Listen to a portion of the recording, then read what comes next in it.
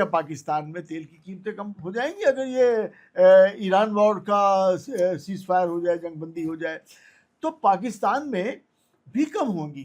वो तमाम फैक्टर्स जो दुनिया पे अप्लाई हो रहे हैं वो पाकिस्तान भी पर भी अप्लाई होंगे, लेकिन इमीडिएटली नहीं होंगे।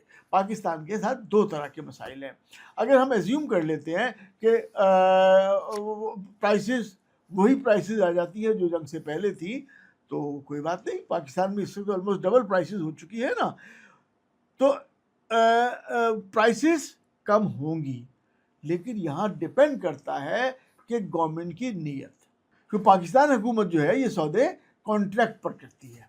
अब आप जो आज जो कॉन्ट्रैक्ट किया होगा वो एक सर्टेन टाइम तक चलेगा, उसकी वो आज की कीमत में जो लिया है, हमने ऑयल परचेज किया है कहीं से, तो वो उसको एक सर्टेन टाइम पीरियड तक हमने उस प्राइस पर ही लेना होगा।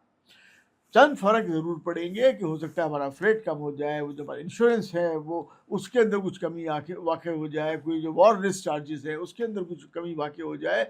लेकिन यहाँ पे एक और फैक्टर आएगा, वहाँ पे 2-3 चीज़ें हैं। एक हुकूमत की नीयत, दूसरा हुकूमत ये हमारी जो ट्रेंड जो रहा है, ट्रेंड रहा है पाकिस्तान की हुकूमत का, जो हम देखते रहे हैं, वो एडवांटेज लेना चाहेंगे कि भाई अगर अभी कुछ अर्से तक प्राइसेस बढ़ी हुई हैं तो इनको फ़िलहाल बढ़े रहने दिया जाए, आहिस्ता आहिस्ता नीचे लाया जाए, वो एकदम से नीचे नहीं लाई जाएंगी। एक तो वैसे ही नेचुरल फैक्टर है कि प्राइसेस इतनी तेज़ी से कम नहीं हो रही होंगी, फिर गवर्नमेंट भी हमारी सुकून सुकून से बढ़ाती तो ओवरनाइट है, लेकिन कम करने में उनका दिल दुखता है कि भाई आवाम को कोई रिलीफ ना पहुंच जाए। तो इसलिए हर गवर्नमेंट भाई, जो भी अभी तक हम यही देखते आए हैं कि कम करने में कीमत गवर्नमेंट को ज़रा मुश्किल पेश आती है, और उसके बाद आ जाते हैं हमारे दीगर वेंडर्स। जिसने पेट्रोल जब बढ़ा था तो चाहे उसके पास स्टॉक पड़ा हुआ था किसी भी प्रोडक्ट का, उसने तो कीमतें बढ़ा दी।